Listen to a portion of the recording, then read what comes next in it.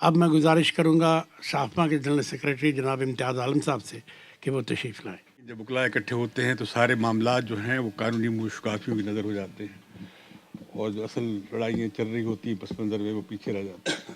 ابھی شاہ صاحب نے باتیں کی ہیں، پھر رایا صاحب جواب دیں گے. پی ایل ڈی کے صفحہ نمبر اس پہ یہ لکھا ہے اور ان کا موقف یہ ہے اور یہ شہادت ہے اور دو فلاں شہادت کی تنسیخ کرتی ہے. جو بات میں کرنا چاہتا ہوں زیادہ پولیٹیکل پرسپیکٹیو کی بات کرنا چاہتا ہوں کہ یہ پاکستان کی 5ویں یا 6ٹھی ٹرانزیشن ہے. پہلی 4 یا 5 ٹرانزیشن فیل ہو گئی. ایوب خان کی ٹرانزیشن فیل ہو گئی، یحییٰ خان نے ٹیک اوور کیا. یحییٰ خان کی ٹرانزیشن ڈسممبرمنٹ کی طرف گئی اور ایک نیا پاکستان بنا. ابھی وہ ٹرانزیشن چل رہی تھی کہ ایک اور انٹرونشن ہوئی اور پھر ایک اور ٹرانزیشن شروع ہوئی جسے ہم اسلامائزیشن کا پیریڈ کہتے ہیں، جس میں اس آئین کی کو ایک مذہبی آئین بنا دیا گیا، تھیوکریٹک اسٹیٹ بنا دیا گیا. اور یہ دعویٰ کہ 18ویں ترمیم سے ہم نے سب ڈکٹیٹرز کی تمام شکوں کو اور تمام ان کی مداخلتوں کو صاف کر دیا ہے آئین کو، یہ درست نہیں ہے.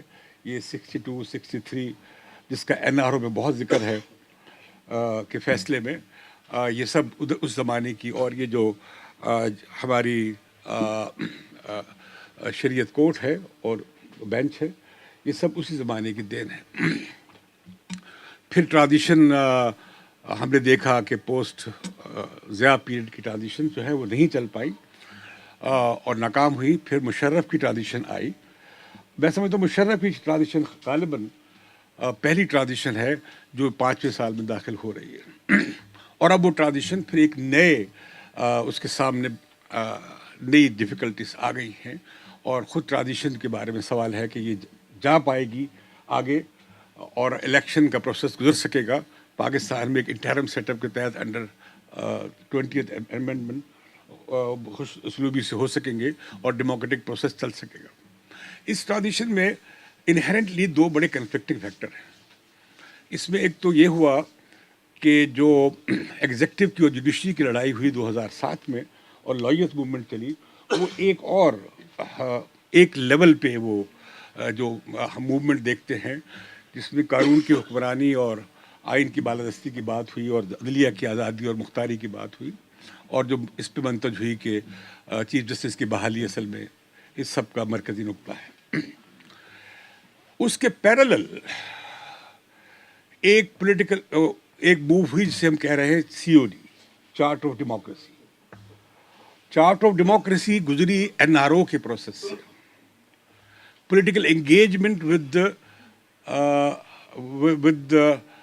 the powers that be who were heading the transition, I mean Musharraf, Benazir's engagement, یہ ایک اسٹیپ اوے تھا from COD, but that paved the way for the political leadership to come back to this country.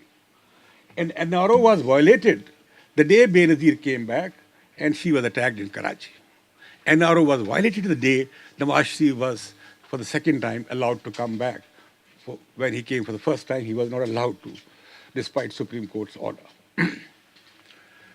تو NRO بھی ایک conflicting process تھا which paved the way for this transition to take place. Had that not taken place, اگر وہ نہ ہوتا، جس NRO کو آج ہم بہت بری نگاہ سے دیکھتے ہیں کہ اس میں بارگیننگ چپ کا دوسرا پارٹ یہ تھا کوڈ پرو کو کا کہ وہ کیسز جو ہیں واپس لیے گئے جو کرپشن سے متعلق تھے یا سیاسی یا دوسرے معاملات سے متعلق تھے. اب اس میں ہم دیکھتے ہیں کہ مشرف کا جو ایگزٹ تھا اس میں بھی کمپرومائزز انہرنٹ تھے کہ کس طرح زرداری نے ارینجمنٹ کیا with the Dogar court which was not legitimate as it turned out to be, and the US, and also the potential new or expected new chief of army staff. یہ ایک coalition بنی at the cost of the break up of the alliance between People's Party اور P M L N. Sacrifice کیا تھی کہ فرشوٹ کچھ عرصے کے لیے یہ بات آگے چلی جائے تاکہ مشرف کو نکالنا ہے یا جج صاحب کو لانا ہے, پرائرٹی کیا ہے. اس میں اختلاف ہوا سیاسی قیادت میں, اور فائنلی ہم نے دیکھا کہ مشرف کا ایگزٹ ہو گیا. اس میں کیا ہوا کہ جب تک اس ٹرانزیشن میں یہ کیسے چل پائی, اس میں ایک بڑا اہم فیکٹر ہے. میں سوچتا ہوں کہ یہ چل کیسے گئی اس بڑے تمام طرح کی بریک ڈاؤن کے باوجود, جس سے پاور سے لے کر اکنامک اور لا اینڈ آرڈر تک. یہ چل کیوں پائی؟ چل اس لیے پائی کہ کہ اس میں جو جتنے بھی ایلیمنٹ ہیں پاور سٹرکچر میں, ان سب نے اپنی اپنی اسپیس بڑھائی, دائرہ عمل بڑھایا, جس سے کرائسس اور کنفلکٹ بنے. لیکن چل اس لیے پائی کہ انہوں نے ایک حد رکھی کہ اس حد سے آگے نہیں جائیں گے. سسٹم کے اوور آل انٹرسٹ میں انہوں نے ایک قدم بڑھا کر پھر ایک قدم پیچھے ہٹایا. اور یہ ہم نے مختلف مواقع میں دیکھا جب یہ ٹرانزیشن پٹڑی سے اترتے رہ گئی. ایک ایمبیسڈر سے بات کر رہا تھا ابھی اس آرڈر کے بعد کہ میں نے پوچھا آپ کے خیال میں کیا ہوگا. اس نے کہ یہاں کوئی چیز اچانک بوائل اپ ہوتی ہے, پوائنٹ پہ پہنچتی ہے, پھر اچانک کچھ ادھر ادھر سے راستہ نکل آتا ہے. میرا خیال ہے اس کا آبزرویشن شاید ٹھیک تھا. میرا خیال تھا معاملہ بہت آگے چلا گیا ہے, لیکن ہوا یہ کہ پھر بات پیچھے چلی گئی. اب اس میں اس پیریڈ میں کوئی نئی چیزیں سامنے آئی ہیں. اس میں سوال ہے کہ آربٹر کون ہے. جب مختلف قوتیں جھگڑے کر رہی ہوتی ہیں, لڑ رہی ہوتی ہیں, تو اس میں ان کا آربٹریشن کون کرتا ہے. پاکستان کی ہسٹری میں ہم نے دیکھا فوج آربٹریشن کرتی ہے. یہاں تک کہ سجاد علی شاہ نے بھی فوج کو بلایا تھا. آرٹیکل 90 جس کی دہائی بہت لیگل فیڈرٹی بھی دیتی ہے. I have made under article 90 army is to come at the call of the supreme court اور جوڈیشری, اور اس میں انووک کیا جاتا ہے. تو اب نظر یہ آیا کہ آربٹر تو اب وہ فوج اس معنوں میں آربٹر بننے سے انکاری ہے. اس کی کئی وجوہات ہیں. ان کی انگیجمنٹ اس وار آن ٹیرر پلس جو مشرف کا دور, اور تیسرا اس قیادت کا یہ ایک اس وقت کا جو ٹیکٹیکل نتیجہ ہے کہ ہم اس میں نہیں آئیں گے. تو اس میں ہم دیکھتے ہیں کہ جس ویو پہ اور جس امید پہ جس میں اعتزاز احسن نے جو بہت رومانٹک اور آئیڈیلسٹک تصور پیش کیا اسٹیٹ کے بارے میں کہ ریاست ہوگی ماں کے جیسی. ریاست کین ناٹ بی مدر. ریاست جو ہے وہ کورسو ادارہ ہے تشدد کا, جبر کا, اور ہم پھر پناہ مانگتے ہیں انسانی حقوق میں اور عدلیہ کے پاس جاتے ہیں کہ روکو ریاست کی بدماشی سے. Judiciary the check against the excesses of the state. تو ہم اس لیے اس کے پاس جاتے ہیں. تو لہذا یہ جو تصور ساتھ آیا کہ بس عدلیہ آ جائے گی تو مہنگائی بھی ختم ہو جائے گی, اور تیل جو ہے وہ پانی کی جگہ گلیوں نالیوں میں پھر رہا ہوگا, سب کچھ ٹھیک ہو جائے گا. یہ جو رومانٹسزم بلڈ کیا گیا, آئیڈیلزم بلڈ کیا گیا, اور اس میں یہ کہ ہاں جمہوریت کی بحالی مرہون منت ہے عدلیہ ہی کی, اور چیف جسٹس کے اس انکار کی. تو اس نے چیف جسٹس کو ایک بڑے اعلیٰ و عرفہ ایک خاص معنوں میں آیت اللہ کے ایک طرح کے مقام پہ فائز کر دیا. ان کا خیال ہے بزوم خویش کہ وہ پاکستان کے سب سے بڑے مصلح ہیں اور وہ اس سب معاملے کو ٹھیک کر رہے ہیں. ہم یہ دیکھتے ہیں کہ جب ٹرانزیشن کے بعد, ملٹری ایگزٹ کے بعد, جہاں پاور میں جانے کے بعد, ہر ادارہ سویلین اور دوسرے ادارے جو دب گئے ہوتے ہیں مارشل لاء میں فوج کے غلبے کے نتیجے میں, وہ اپنی اسپیس بڑھانا چاہتے ہیں. تو اس پیریڈ میں بہت اچھی باتیں بھی ہوئی جسے اگنور کیا جا رہا ہے. وہ یہ کہ اس سے زیادہ پارلیمنٹ ایسی اچھی پارلیمنٹ جس نے ایسے اچھے فیصلے کیے, جو آئینی ترامیم ہوئی اور جتنی لیجسلیٹو بزنس ہوا, وہ بڑا براڈ بیس رہا. اس میں اسٹیک ہولڈر سب شامل ہوئے, پولیٹیکل اسٹیک ہولڈرس. اور اس پولیٹیکل سیٹ اپ کی دوسری خوبی یہ تھی کہ تمام پارٹیز جو پچھلے الیکشن میں جیتی وہ سب کے سب پاور اسٹرکچر میں ہے. They are sharing power at various levels. کوئی باہر نہیں ہے سوائے ان کے جنہوں نے بائیک آؤٹ کیا تھا. اور تیسری خوبی یہ ہوئی کہ عدلیہ نے اپنی اسپیس بڑھائی. اب مجھے اعتراض نہیں ہے عدلیہ کی انٹروینشن پہ جب ہیومن رائٹس وائلیشن ہو رہی ہے. میں شہری ہوں, مجھے ڈر ہے اس ریاست سے کہ کبھی بھی میرے رائٹس پہ یہ کو کچل سکتی ہے. تو مجھے عدلیہ کے کرپشن کے خلاف یا رائٹس کی وائلیشن کے معاملے میں انٹرونشن پہ مجھے پرابلم نہیں ہے. جو لوگ کرپٹ ہیں انہیں ہونا چاہیے, جو لوگ وائلیٹ کر رہے ہیں رائٹس کو وہ نہیں, انہیں ہونا چاہیے. مجھے اس سے پریشانی نہیں ہونی چاہیے. لیکن ساتھ ہی یہ ہے کہ تعجب ہوتا ہے کہ میمو گیٹ جو ہے وہ کیسے فنڈامنٹل رائٹ میں آتا ہے. ساتھ یہ بھی حیرانگی ہوتی ہے کہ این آر او کے ججمنٹ میں سارے آئین کو دوبارہ جو ہے ایک تھیوکریٹک آئین کی طرف دھکیل دیا گیا, جو غالباً جو اپیل کنندہ تھے, درخواست کنندہ تھے, ان کے وکیل ایسا بیٹھے ہیں, ان کا منشا نہیں تھا. جس کے بعد پھر انہوں نے لکھا ٹرائیکاٹمی آف پاور پہ آرٹیکل ڈان میں. یہ جو بحث ہے کہ یہ جو بحث کہ آئین سپریم ہے اور پارلیمنٹ سپریم ہے, یہ بھی جو یہ بھی پاور اسٹرگل کو ریفلیکٹ کرتا ہے. اس کی تشریح یہ ہے کہ آئین سپریم ہے, اور آئین سپریم ہے تو کون بتائے گا کہ آئین کیا ہے؟ وہ چیف جسٹس یا سپریم کورٹ بتائے گی کہ آئین کیا ہے. تو سپریم کورٹ ہوا, سپریم کورٹ ہوئی. جوابی آرگومنٹ یہ ہے کہ will of the people is supreme, people are sovereign, اور اس کی نمائندگی پارلیمنٹ کرتی ہے, جو آئین بھی بناتی ہے اور جو آئین میں ترمیم بھی کرتی ہے, اور وہ ریپرزینٹ کرتی ہے پیپلز ول کو. یہ بھی ایک پاور اسٹرگل ہے. اب جو ٹرائیکاٹمی والا نظریہ لایا گیا ہے وہ بھی ایک پاور اسٹرگل کا ریفلیکشن ہے, جسے بڑے اچھے طریقے سے ایک مختصر سے مضمون میں راجا صاحب نے بڑی ایمیکیبلی ایڈریس کیا. لیکن میں یہ کہنا چاہ رہا ہوں کہ یہ حکومت نے, چونکہ یہاں بہت بڑا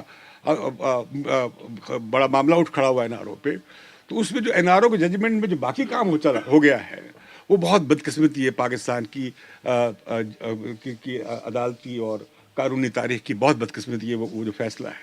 اس سے بڑی بدقسمتی یہ ہوئی کہ جو گلٹ ریڈن گورنمنٹ تھی اس نے اس کے خلاف اس کے ریویو میں بھی وہ یا اس کے بارے میں صحیح کنٹیسٹ نہیں کیا کیس کو. جو یہ انکروچمنٹ, جو کانسٹیٹیوشن کی جو وہ انٹرپریٹیشن ہے جو ضیاء والے دور کی ہے, اس میں ہمیں کافی نظر آتی ہے, جو اس کنزرویٹو جوڈیشری کی ایڈیالوجی کو ریفلیکٹ کرتی ہے. چوتھا اس میں بہت بڑی ہوئی وہ یہ کہ میڈیا بہت زیادہ آزاد ہوا ہے, یہاں تک کہ میڈیا اس زوم کا بھی شکار ہو گیا ہے کہ ہم حکومتیں بنا اور بگاڑ سکتے ہیں, کسی ادارے کو چڑھا اور گرا سکتے ہیں. اس کا مظاہرہ ہو رہا ہے اس وقت. تو یہ سب میں سمجھتا ہوں یہ جو ٹرانزیشن کے دور کی انارکی ہے اور اس کی اتھل پتھل کا مظاہرہ کر رہی ہے, کو ریپرزینٹ کرتی ہے. یہاں پہ مجھے بدقسمتی سے میں اس لیے پہلے آ گیا بات کرنے کہ وکلا حضرات نے ساری سیاسی مباحثے کو اور نظریاتی مباحثے کو قانونی مشکافیوں کی سطح پہ کرا دیا ہے. وہ ایک اور لیول وہ ہوتا ہے, وہ عدالت میں ہونا چاہیے. اور یہی خوبی ہے رول آف لا کی اور جسٹس کی کہ دونوں کیس پیش کیے جاتے ہیں. یہاں تو ابھی بھی مشکل بنا دی گئی ہے کہ آپ کسی ملزم کا وکیل نہیں بن سکتے, اور عدالت سے باہر جو ہے, اور ہم لوگ بہت بیرسٹر بن گئے ہیں, جو رپورٹرز ہیں ہم بہت بڑے قانون دان اور آئین کے, ہم یہ کیا ہے بحث کرتے ہیں کہ راجا صاحب جو بحث عدالت کے اندر کر رہے ہیں وہ کتنی اس میں ذوف ہے, کمی ہے, اور وہ کتنی انکنسسٹنٹ ہے, اور کتنی غلط ہے, اور کتنی غلط بیانی ہے, اور وہاں ہم فیصلے کر رہے ہوتے ہیں. تو یہ سب چل رہا ہے سلسلہ. تو میں یہ کہنا چاہتا ہوں کہ اب وہی پھر سوال آ جاتا ہے کہ آربیٹر کون ہے. کرائسس کی وجہ یہ ہے کہ judiciary is trying to be the arbiter in place of the army. لہذا I see a judicial coup in the making. یہ جو اب جو جوڈیشری جس کی بڑی لیجیٹیمیسی ہے, جس سے بڑی ایکسپیکٹیشن تھیں ابھی بھی ہیں, وہ اب انڈر کرٹیسزم اور پبلک اسکروٹنی آ رہی ہے. اس میں جو پروسیجرز آف اپوائنٹمنٹ آف ججز کا معاملہ ہے وہ بھی اسی بحث کی اسی تناظر میں آ گیا ہے. جیسے اب پاکستان بار کونسل نے اور دیگر بار ایسوسیشنز نے ایڈ ہاک اپوائنٹمنٹس کو ججز کے کیس کی روشنی میں کہا کہ دس از ناٹ ایکسیپٹیبل. اور ہم یہ بھی جانتے ہیں کہ اس نئے اپوائنٹمنٹ آف ججز کے پروسیجر میں بھی کتنی نیپوٹزم ہو رہا ہے, کتنی موقع پرستی ہو رہی ہے, کتنی شب ماری ہو رہی ہے. اس میں کیسے کیسے لوگ آ رہے ہیں ہم جانتے ہیں, ہمیں ان کا پس منظر معلوم ہے. لیکن یہی خوبی ہے, یہی جھگڑا ہے, یہی کلیش ہے جس میں چیزیں ایک توازن کی طرف جائیں گی, جس کا خالد صاحب نے ریفرنس کیا جب انڈیا میں جوڈیشل ایکٹیویزم ہوا تو پھر کیا ہوا. لیکن میں ایک بات کہتا ہوں, اگر یہ ایکٹیویزم ہونا چاہیے in defence of the fundamental rights of people, لیکن اب وہ کہاں تک جائے. عدلیہ جو ہے مارکیٹ کی فورسز کو ڈٹرمن نہیں کر سکتی, شوگر کی قیمتیں طے نہیں کر سکتی, اور اسے نہیں انٹروین کرنا چاہیے کہ اسٹیل ملز کی جو ہے پرائیویٹائزیشن ٹھیک ہوئی یا غلط ہوئی. اس کے پاکستان کے لیے بہت بڑی امپلیکیشن ہوئی ہیں کہ ڈائریکٹ فارن انویسٹمنٹ ختم ہو گئی ہے. یہ معاملہ ہم نے آئی پی پی کیس پہ بھی دیکھا, یہ معاملہ ہم نے اور کیسز میں دیکھا, اور درجنوں اور کیسز ہیں. ابھی یہ رینٹل پاور کیسز میں بھی میں سمجھتا ہوں کہ جس طرح سے فیصلہ کیا گیا ہے, who will come to Pakistan to foreign investment even of the case. یہ کام اکانومسٹ کا ہے, یہ کام ایڈمنسٹریشن کا ہے. اب پرابلم یہ ہے کہ اس ملک میں بہت سارے وائڈز اور ہیں, کوئی ریگولیٹری باڈیز نہیں ہیں, واچ ڈاگ باڈیز نہیں ہیں جو دیکھ سکے. لہٰذا Supreme Court is trying to fill many voids. جو انتظامیہ کی بہت سی کمیاں بھی ہیں اور جو دوسری جو چیزیں ہیں انہیں وہ فل کرنے کی جب کوشش کرتے ہیں تو they are I think crossing their limits. اور میں ایک بات آخری یہ کرنا چاہتا ہوں کہ یہ it's a power struggle between the executive and judiciary, and now it may take a shape of between parliament اور جوڈیشری کے درمیان یہ پاور اسٹرگل, اس کے درمیان پاور اسٹرگل بن جائے. یہ کہنا, یہ ایزمپشن کہ فوج نہیں آئے گی, یہ خام خیالی ہے. بڑی فتح حاصل کر لی گئی ہے.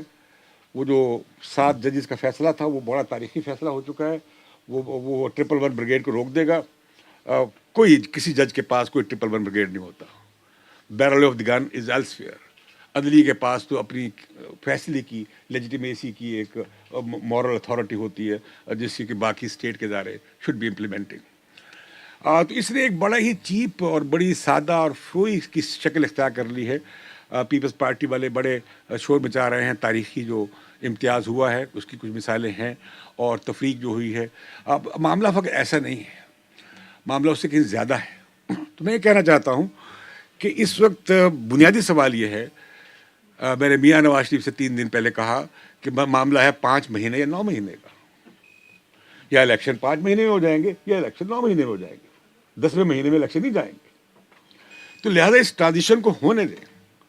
اور اگر ہم یہ کر پائے, اگر یہ ٹرانزیشن یہ کر پائی کہ عبوری انتظام ہو گیا, صحیح انتخابات کے پھر کرانے کا انتظام ہو گیا اور لوگوں کے پاس چلے گئے, تو یہ ٹرانزیشن کا ایک فیز مکمل ہو جائے گا.